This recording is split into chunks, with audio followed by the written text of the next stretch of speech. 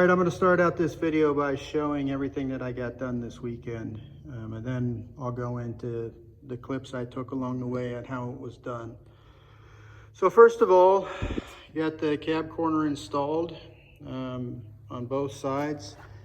I still need to obviously put the sealer on there and the body filler and all that stuff and sand it and stuff, but I just got them installed. This right here was a major snafu. I drilled that hole right there and drilled straight into the gas tank, and it took about a half a day to pull the gas tank out. It was leaking all over the place, drained it, lost about 7 gallons of fuel. But I got all that fixed and put back in and working. I got the floor panels laid out. They're not put in yet permanently, but I just got them laid out. I also got another piece of bracing underneath here. I went ahead and changed the transmission fluid, so I'll show that, how I did it. Probably the biggest thing though that I did this weekend was I put the cab lights on, and I think they're pretty darn cool. Have them lit up right now, the original color. I'll show you what they look like when you turn them off. Kind of a blackout look, so I like it. Put this fender back on, and man, that was a job, but got it. Put the hood back on. I had to have some help from the fam. They came out and helped. We got that back on. Everything working good there. I didn't really like the chrome on that air filter cap on top of the carburetor there, so I painted it to match the other stuff. On this, I got this front piece back on right here. Got that stuck back on, bolted down, everything bolted down. I had to modify this bracket right here in order to do it, and I'll show that how we did it, because it was hitting this, and I didn't want to go down the road and be hitting the radiator and cause a leak. So I had to notch that out. So we did that. Obviously, took the bumper off. I should have done that a long time ago because I have a lot more room to work. But what the plan is with that is I am going to put the bumper off of the green truck on there, so it has the original style bumper. This is old Blackie's old bumper. I hit it with some redwood stain, which should match the sides when I get those done. And then I took those brackets off the front. I'm going to stick it on the back. So I'm going to reattach the bumper to the back, this original wooden bumper. So it'll be on the back, be the back bumper, which should make a good step up for getting up onto the bed. And then there never used to be a bumper, so the brackets will work good back there. I'll probably have to drill some new holes in that in order to do it, but that'll be the back bumper. And then the bumper off the green truck, original style, will be the bumper for the front.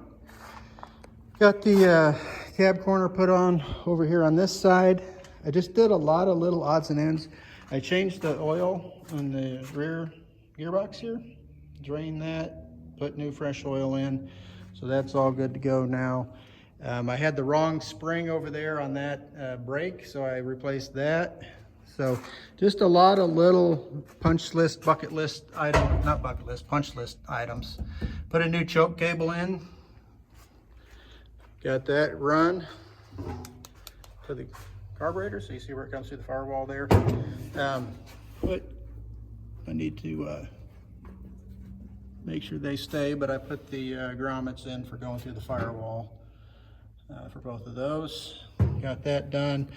Did some taping and securing of the wiring, secured the horn relay, but I'm going to do a little bit better, wrap that stuff up, tighten it up, make it a little bit cleaner. When I drill a hole in the gas tank, I had to completely drop the tank. I had to pull all the fuel line off, drain all the fuel, drained it into 5-gallon buckets because I was in a hurry and it was leaking all over the place. But I got it done, so I'm not going to be able to use that gas. I'll just have to use it for a brush pile or something. But I got the hole plugged in the gas tank, sealed, plugged, and then everything put back in. So good there. I already showed this, but I got the floor panels just laid in place. I'm gonna get all those screwed down and body sealer put in and everything. And then I still got to do the kick panels over on the side. And on this side, I have those replacement too. So I'll get those put in. I think there's probably a lot of other little odds and ends that I did. But too much to mention right now. Cut the end of that pipe off right there. And obviously, I don't know if I showed it last time or not, but I finished getting the frame and everything painted, the underbelly. Those cab corners are going to be great because there was you could put a basketball through the hole that was there. So that's going to be a lot better. Other than that, I think that's really about it. I got new hardware for the hood latches there. Oh, and it's on this side over here. It's hard to see, but I kind of walked through how I did it. I had to put that brace back on right there because if you remember from previous episodes, that was broken off. So I got it put back on, and yeah, that's about it. It's coming back together. Starting to look like starting to look like it's supposed to look. So now we're going to go into how I did everything, how it was done. So that's coming up next.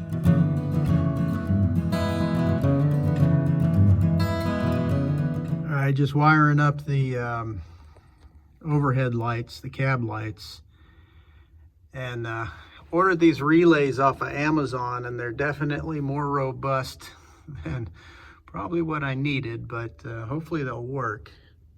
Got all the lights wired in now, wired to the relays. Just got to finish hooking it up and then hit power to it and see if it works.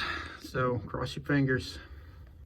All right, got the those relays all closed up now. So this is the ground one. I ran black to white wire for that. So all those go here. All the hot wires go here. And then I just grounded this ground relay right there. So hopefully that's enough and that works. I just got to go down now and hook this wire right here to the light switch.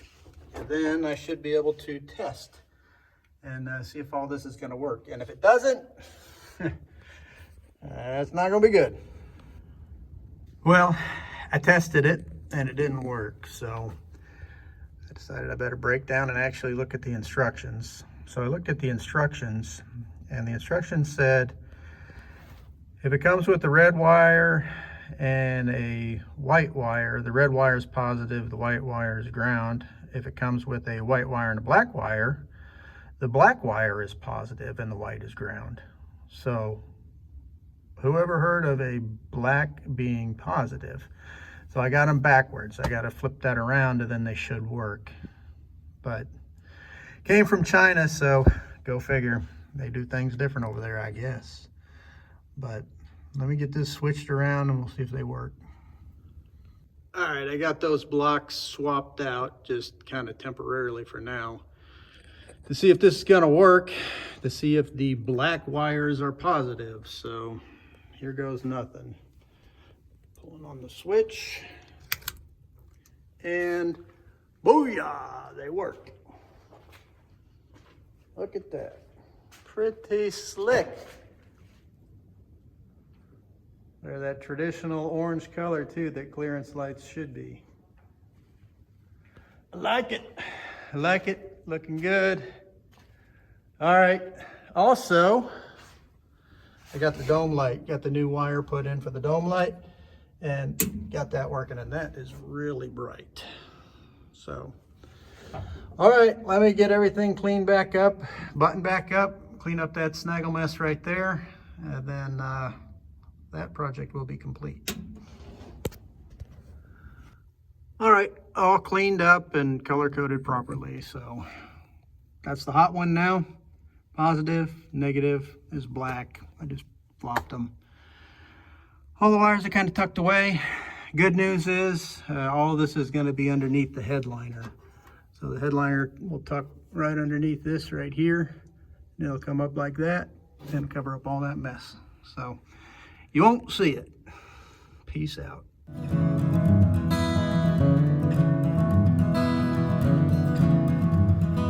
Hey, one other thing I wanted to point out that you couldn't see the other day with the big bright light on over there. I got it turned off, but you can see that backlighting behind the gauges. And check this out, when you turn the knob, it dims. Heh, well, Blackie never had anything like that before. Pretty cool. I turned the lights off in the shop here and get a better look at those overhead lights. I think they came out pretty good. Pretty happy with them. Pretty happy with them. And I'll show you the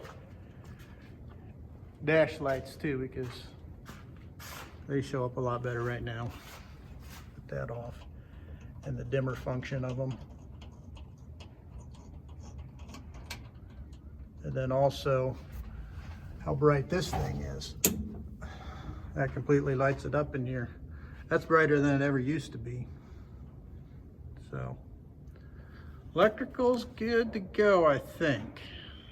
Should be good. I think I'm done messing with it anyway.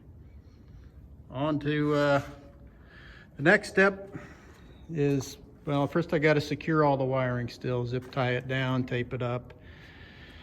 Secure it all, make sure it's not going to rub. Put in the firewall blocks. Then I'll go back to putting it back together, put the fender back on, put the headlights back in permanently, and seats in, all that stuff. Just put it back together, doors on, body work, panels, Bondo. Lots of work still to do. All right, I'm changing the transmission fluid now after 75 years of sitting in there. Pretty sure it probably hasn't been done. This is about the consistency of honey or glue. Look at that. It's going to take a while for that to come out. Look at that. Sludge. Almost like grease. But I'm going to let that sit and drain, and then I'm going to put some new stuff in. While I got the top opened up, should be a lot easier than trying to poke it through a hole, but that's what I'm doing. Okay, got the transmission drained and the plug put back in. And I'm gonna pour some hydraulic fluid in from the top, which is the easiest possible way to do this. I was doing some research on what kind of hydraulic fluid I should, or transmission fluid I should put in here.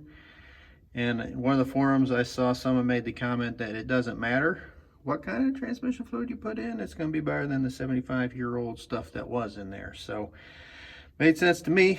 I think what I'm gonna do is, this is the upper drain plug, so I'm gonna fill it up to that level.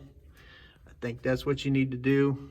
I saw like 2.5 to 3 quarts is what normally goes in here. I know it doesn't go all the way to the top, but pour that in, put the gear shifter back on, and then we'll be one step closer.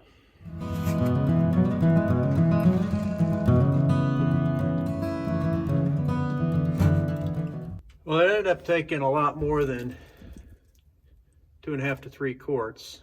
Not a whole lot more, a little bit more. But look at that nice clean fluid down in there now, and I tried to pour it all over the gears as I poured it in there. So we should be in good shape transmission wise now, once I get this thing back together and running.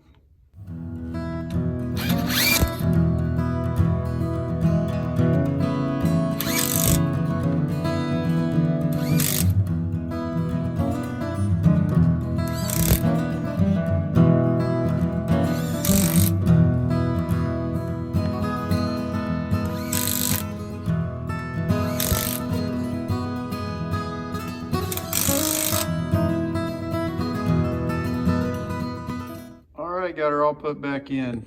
I'm thinking that maybe the problem with it popping out of 4th gear going down the highway that we had years ago with this thing was just due to the fact that that transmission oil was A, low, and B, just so thick it was like the consistency of glue.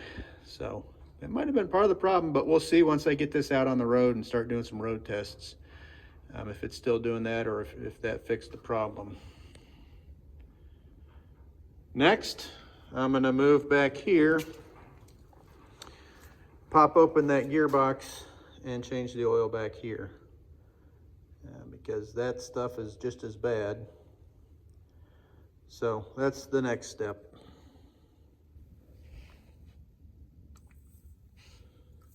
All right, let me get this thing soaking down a little bit with the peanut butter. It would be very bad if I broke one of these off. So figure get them loosened up. I got all the mud and crap chipped off them. So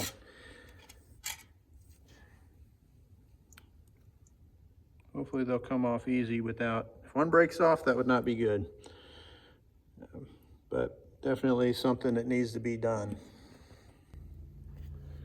All right, now that I got all the bolts loosened up, what I'm going to try to do is pry this apart so that the oil drains out. But I'm probably going to need 2 hands to do it, so I have to set the camera down. I'll turn it back on and show you once I get it draining, if I get it draining. Man, look at that sludge coming out of there. That's oil and water. So I wish they'd come up with a better way to do this. Anyway, get it all drained out, get some fresh put in. Should do wonders for this rear end. Well, it's coming out slow. I guess I'll just let it sit and drain for a while. I can see when I shine a flashlight down in there. See if I can show you with the camera. But you can see, I don't know, probably maybe not. If I get the right angle. Anyway, you can see down in there when there's when the oil's all gone, you can actually see the oil level. So once it's all gone, seal it back up. And I'm not going to put a new rear seal on there. I'm just going to clamp it back down tight, and hopefully that'll hold it good enough. If it doesn't and it leaks a little bit, oh well. It's a 50-year-old truck after all. But I'll get some new oil put in there. Hopefully that'll be a little bit better than what we had going on here. One more thing I'm going to do while I'm waiting for that to drain is I had a temporary spring put on there, actually 2 of them, just like some universal stuff from the auto parts store, but I actually went and got the proper spring. So I'm going to install that back here, then the brakes will be done. Otherwise they're all bled and adjusted outright, but I just didn't have quite the right spring there. So I think that works, and it worked, but I got the right one, so I'm going to put the right one on. One trick I figured out when putting these springs back on, because they're under so much tension, use these pair of vice grips, clamp on there and pull them with that. And then when you go to, and also run the adjusters all the way in. And then when you go to run those out, just take a pry bar like this, pry this open and screw. And I don't know if I can do it and film at the same time, but pry it open and then screw that out like that. Whoop, like that. Works a lot better than trying to spin this or try to have them adjusted all the way out and put the spring on, because that's darn near impossible. But anyway, little trick that I learned that seems to work pretty good for this. Ready? You know when you started. No. All right, I got all the bolts tightened back down and refilling the gear oil. So what you want to do is fill it until it starts coming out this hole.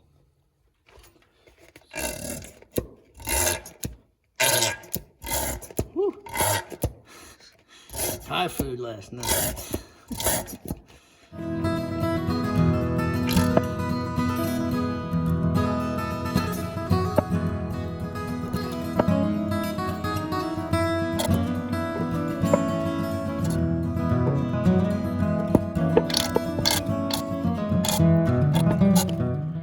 case you couldn't tell, I just been randomly knocking out punch list item stuff in no particular order.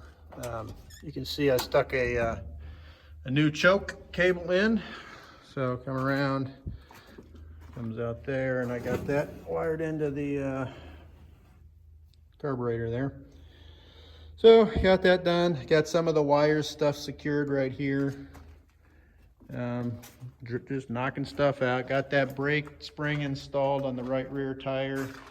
Still waiting for this to drain. It's still draining slowly. So that's what I've been doing. One thing that I've been kind of holding off on that I might do now is that bracket right there that broke off on the inside of this hood.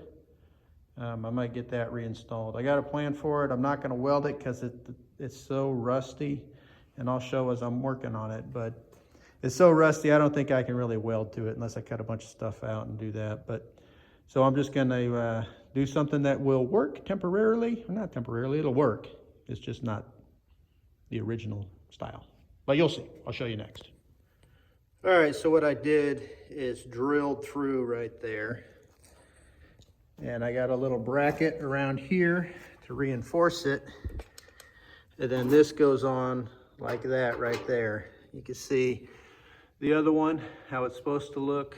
So figured that would hold it on, and then once I paint it, get it bolted on tight, should hold plenty fine and won't look too bad, other than there'll be 2 bolts right there. But once they're painted, you may not notice them too bad.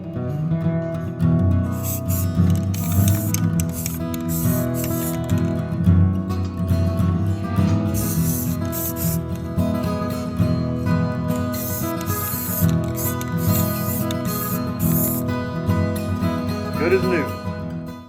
So I just got the gas tank reinstalled and everything hooked back up. What had happened is I was putting this cab corner on and drilling this hole right here, and I accidentally drilled into the gas tank. So the gas tank started leaking. So I had to quick, fast, and in a hurry, pull the gas tank out, had to drain it, lost about 7 or 8 gallons of gas.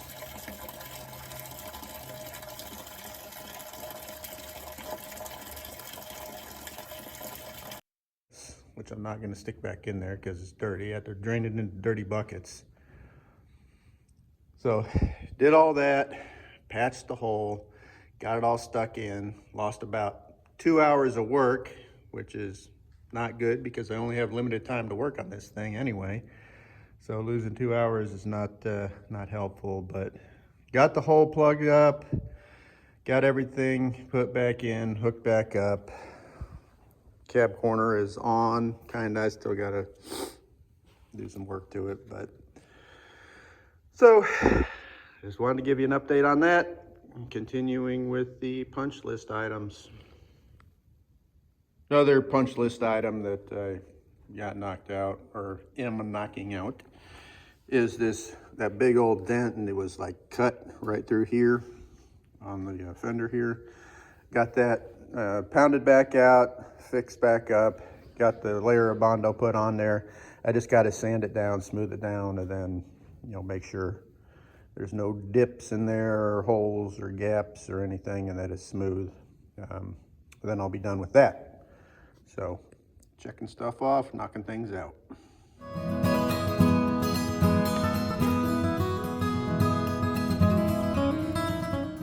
Primered, ready for paint. And I got the latch installed. Show you one more time how this came out. Those 2 bolts right there, painted, not too bad. And right there, good to go. So that side's still good, albeit a little bit rusty and busted up. Hopefully it'll hold. But the hood is ready to go back on.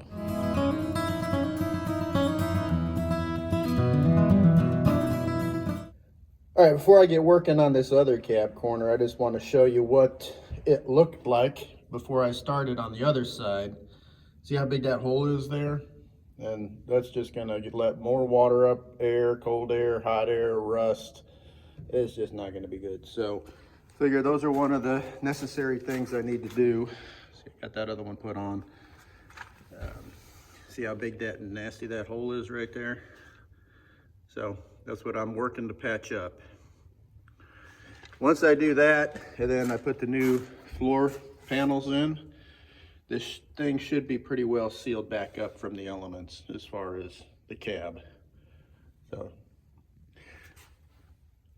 it should be much more better. I don't know, but somebody must have been driving down tar roads with this thing back in the 70s, because it has all kinds of tar beads all over, especially this corner was really bad. You can still see some here. So I'm just cleaning all that off and getting it prepped, because I don't necessarily want that under the new cab corner, you know, depending on what I cut off and everything. So getting it prepped to put the cab corner on.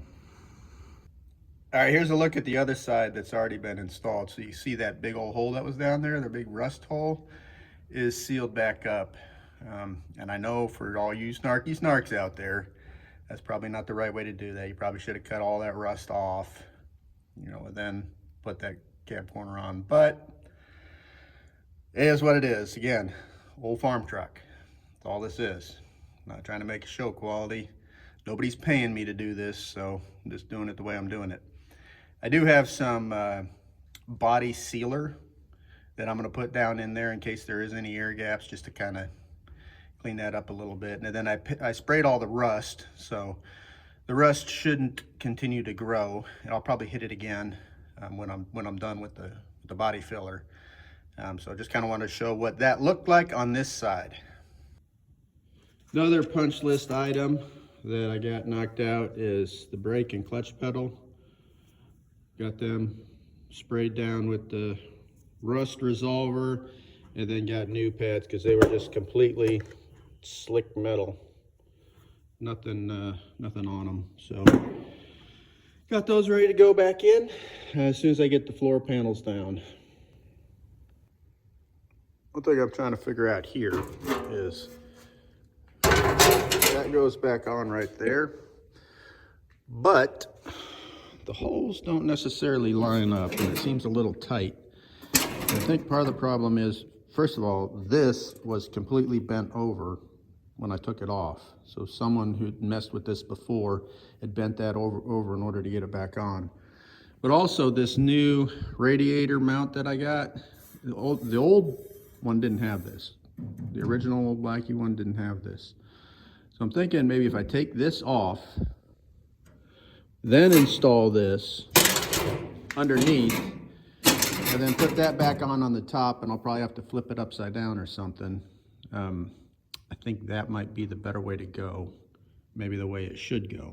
So I'm gonna try that, just trying to get it all put back together. Like I said, and then with this fender over here, when it came off of there, I don't know if you remember, those of you who watched that episode, it unsprung out of there like a bear trap. So I'm gonna have to twist and bend and fight and pry and curse to get that back on. So I've been kind of dragging my feet on that one.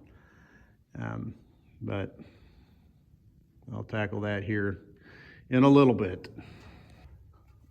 All right, once I took this off, I figured out what the problem was. So I had it on there like that. And the way it's supposed to go is like that. The only problem is those holes barely line up, and it hits against the radiator, so I don't want it going down the road hitting the radiator right there. And the reason it does that is because this new radiator that I got is an oversized one, and I had to mount it on the back side of this bracket instead of the front side. So that puts it about a ½ inch or 3/4 back, so that this doesn't fit right. The reason I had to do that is because of the fan clearance.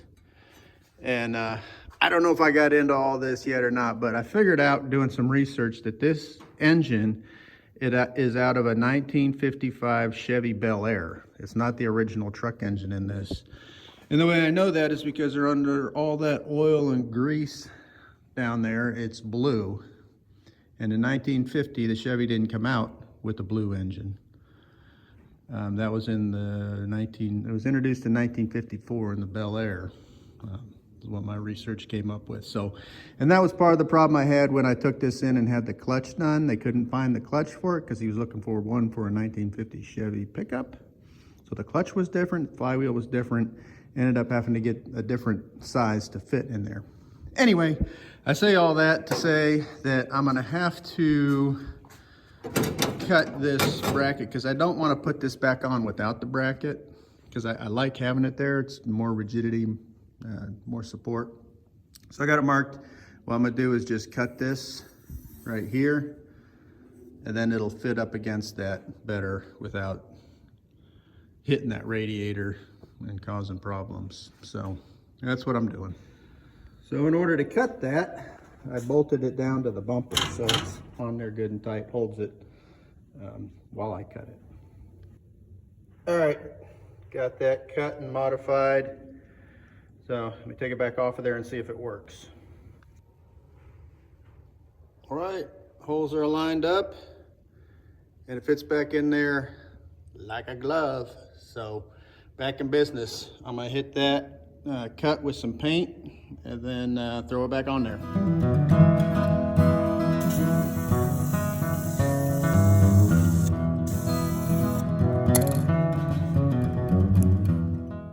All right, I know I'm showing a lot of clips on this process here, but one thing I'm going to show you that I like with this front clip bolt kit that I got, see how those bolts are pointed? And it works out great because that hole right there, you can hardly, it's hard to see, I know, but it's doesn't necessarily all line up correctly, so you can stick that tip down in there and then stick the impact wrench on it and work it around and get it started and get them down in there. So a lot better than if you just had a flat-headed bolt. Works pretty good.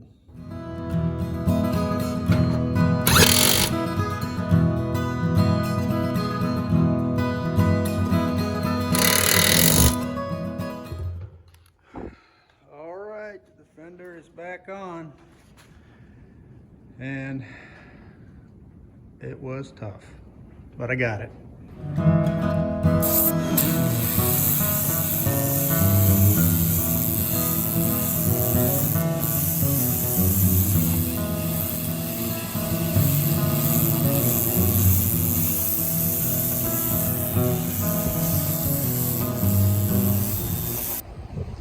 All right, there's the finished product. It's got some water sealer, outdoor protector, deck stain type stuff on it. So got it cleaned up pretty good, and should be good to put on back on the truck.